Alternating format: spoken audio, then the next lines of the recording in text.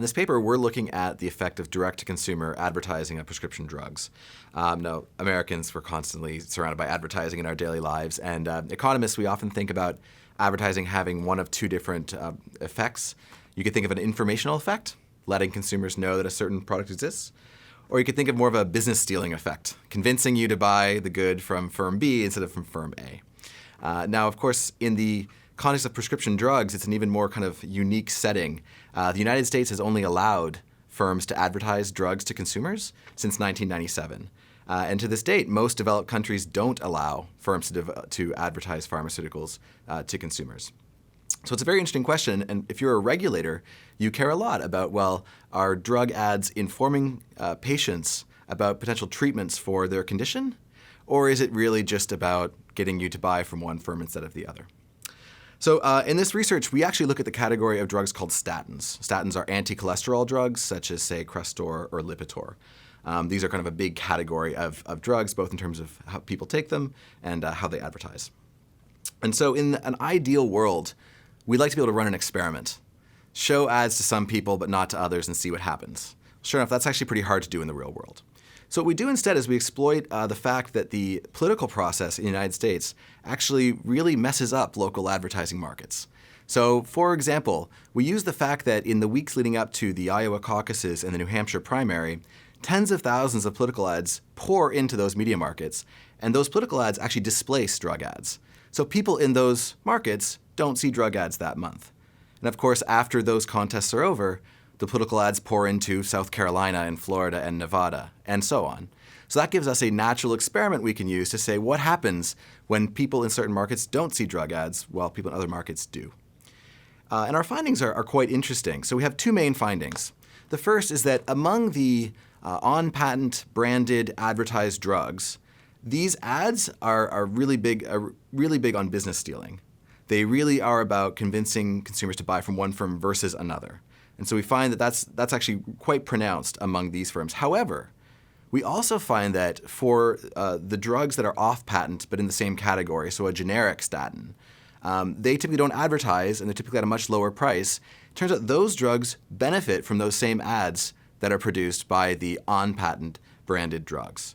So that's actually a very good story. That says there are people going to talk to their doctor about this condition. However, some of them tend to walk away with a prescription for a lower-priced, off-patent substitute drug instead of the one that was actually advertised.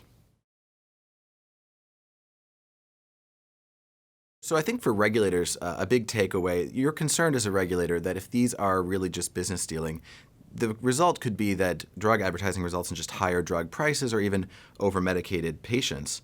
Neither of those would be a good outcome. One of the really nice takeaways is we find that there is a positive effect. There is a nice spillover to these other less expensive, non-advertised drugs. And so there is a positive effect of advertising. People are talking to their doctor about their health concerns. If you're a firm, however, the takeaway is a bit different, because if you advertise and it has this business stealing effect among these kind of branded drugs, well, what does that really mean? It means it's very easy for us to get sucked into a bit of an advertising war, where if you advertise a lot, maybe then I have to advertise as well. And we're both spending a lot of money and not getting as much out of it as we would like. Previous research had looked a bit at this question of what's the effect of drug advertising, and there are some papers that have shown, for example, that at the category level, drug ads do have a bit of a spillover effect. And so that wasn't particularly surprising. However, finding the rivalry effects, the business stealing among firms, that was a bit more surprising. The popular press had some quotes from executives of some of these firms kind of questioning the value of this advertising. They were saying it was a very expensive thing to do, and they weren't sure that they were getting much out of it, and they were wondering if it was really just them fighting over a small pool of consumers. So that has not really been shown in research before, and I think our approach here was fairly novel and let us get at that question for the first time.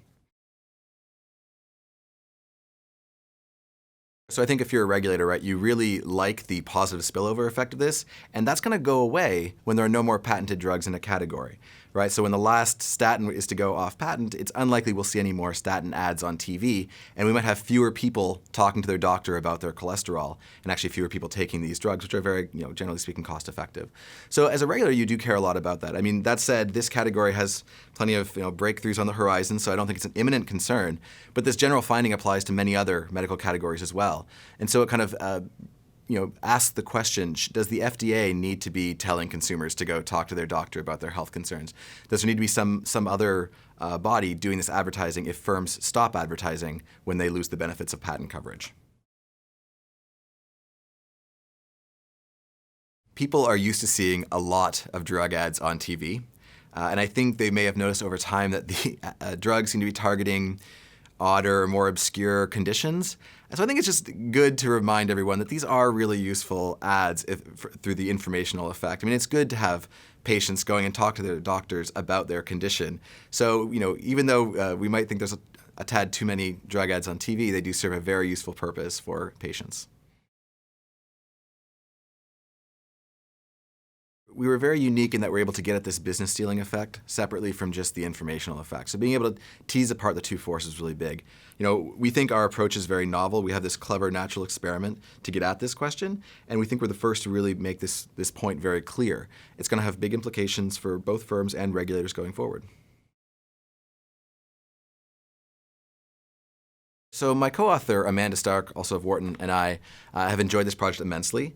This was really about what is the effect of ads on consumers. The follow-up we're working on now is trying to get inside the heads of the advertisers themselves and figure out how they respond to market conditions, rival actions, and also patent expiry when thinking about their advertising decisions.